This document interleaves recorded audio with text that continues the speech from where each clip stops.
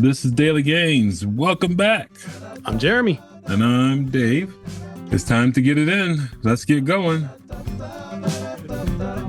James 5:9. Do not grumble against one another, brothers, so that you may not be judged.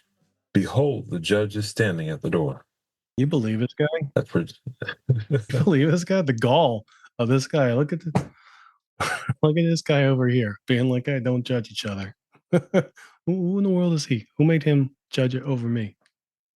I just think it's pretty cool that the judge is at the door. I'm sorry, that's the very end. It's like he's waiting, the same one who is waiting to enter and engage in your heart and life is also the same one who will judge you. And he's waiting. No getting around it. No climbing out of windows. It really is. He's waiting for you. Make a great movie, wouldn't it? Great scene in the movie. I Guy think steps so. into class and he starts giving instructions as if he's the professor, the teacher, whatever. Meanwhile, you see the camera angle on the door from outside where he can't see, and the actual professor is standing right there watching. Just waiting, just watching what this person is doing, who is lying to the class, usurping the authority, stealing the position and title, and trying to operate out of this stolen standing. And he just stands there, and you as the viewer can see it, and you're like, oh, yeah, okay. It's about to happen. I don't know what it's going to look like. I know it's going to be worth watching, though. I know whatever happens next, I'm going to want to see this. And I'm glad that I'm watching it as an observer, not as the person there who's acting a fool.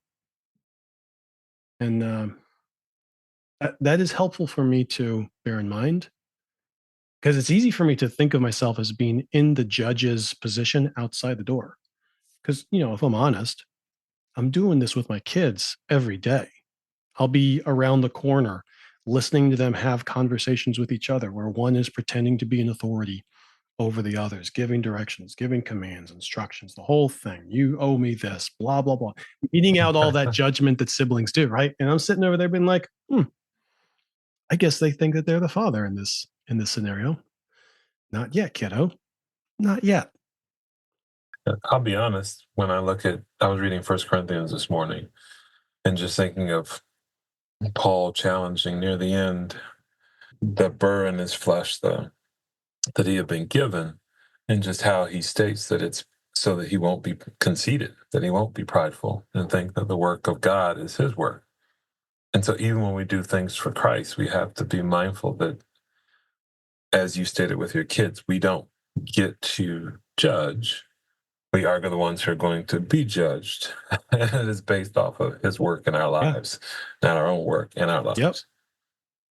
Yep. And there's two kinds of judging that can go on there that are worth keeping in mind. One is my judging you, and the other is my judging myself, and assuming that because I have said it's okay, that it's going to be ruled as okay. But Your Honor, you don't understand. He XYZ, therefore I was justified in ABC. And the judge is like, no. Try again. I have to keep my eye on both of those because I run into both those ditches every day. And so thank you for this reminder, Brother James. It hurts my toes.